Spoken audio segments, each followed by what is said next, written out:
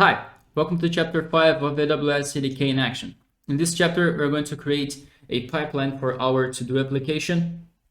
And I'm assuming you already forked the repository and already deleted all the code except for the Chapter 5 code. And with that done, the next step will be to change the domain name here in this config.json file. Probably in your case, you will see a CDK book.click domain in here. So you change that domain for the one you created in the previous chapters. In my case, will be this one, sandbox.westpoint.io. And with the domain name changed, you can open a terminal into the infrastructure folder and run yarn. So all the dependencies will be installed. Okay, with that done, the next step will be to create a environmental file, a .env for both environments. So one will be for the production environment, and another one will be for the development environment. And in both of those files, we will need to place the GitHub token, the workspace ID, your Slack workspace ID, and the Slack channel ID that you choose to receive the notifications from the production environment, and another one for the development environment. Okay, so I will place here my credentials and be right back. Okay, with the credentials in place, let me just close these files right here. Okay, with the credentials in place, next thing we need to do is to change the source of the pipeline. So let's go right here, Control-click pipeline stack, and let's go down here, the source. We need to change the owner and the repo. In my case, will be my GitHub account. In your case, will be your GitHub account. And I have a repository with the Chapter 5 code called Chapter 5. So, okay. With that done, we can simply run yarn CDK deploy to deploy our pipeline stack. So let's run yarn CDK pipeline deploy profile CDK. This will deploy the pipeline stack, as I said, and then we will create basically two pipelines, one for the environment, one for the production environment, and another one for the development environment. And these two pipelines will deploy the following environments. So it will be a complete automated process.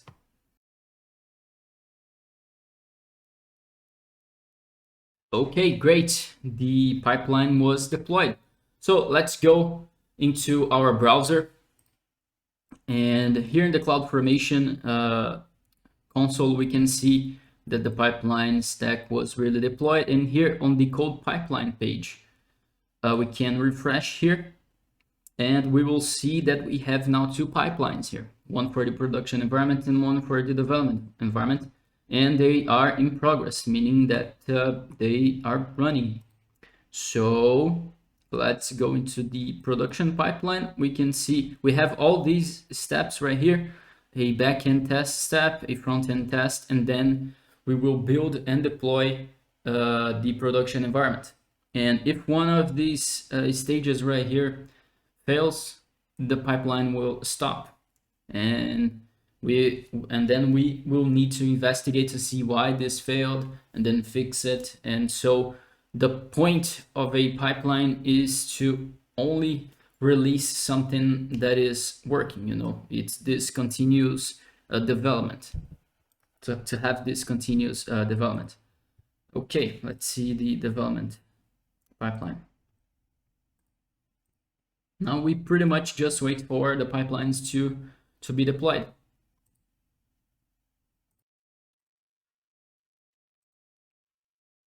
Okay, as you guys can see, the backend test and the front-end test was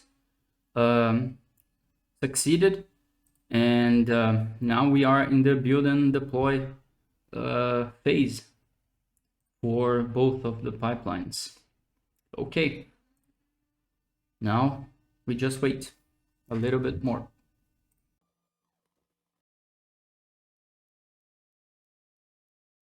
Okay, so the development pipeline was already deployed, as you guys can see here. So let's see the logs of the pipeline logs. So yeah, let's see here. Oh, okay, great, succeeded. And let's refresh here one more time. Okay, it's still deploying the production one. So if you go here into the CloudFormation console again, you guys will see that we have like two new stacks deployed right here, and those two were deployed by the pipeline. So yeah, now let's just wait for the production one.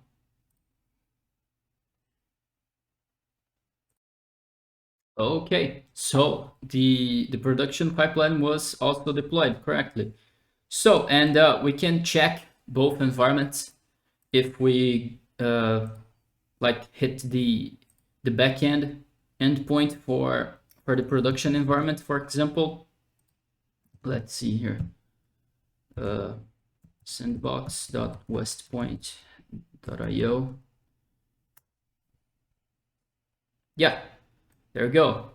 Our to-do item right here for the production environment. And if we do the same for the dev environment, like right now we won't see any difference because both databases has the same data. But let's go into the front end, or into the development environment front end, and let's open here the production environment. Okay, now here let's create a dev to do test. And okay, we just created one. Let's refresh here the page. We can see that we don't have the dev to do here because it's two different environments. And let's create one here, prod to do test. Okay, so there we go. Pipeline is working all right, and the last bit missing, the last missing bit is the Slack notifications. If you guys configured everything correctly, you guys will see that the pipeline emitted a notification for each of the steps of the pipeline. So here I have my book prod channel, and I have here a notification for the pipeline started and one for succeeded, and the same thing for the book, for the channel for the Slack channel that is linked to the development environment. So yeah, there we go. The only thing that we need to do now is to destroy our environments. And we can do that by going into the CloudFormation, and we can simply delete each one of them in here.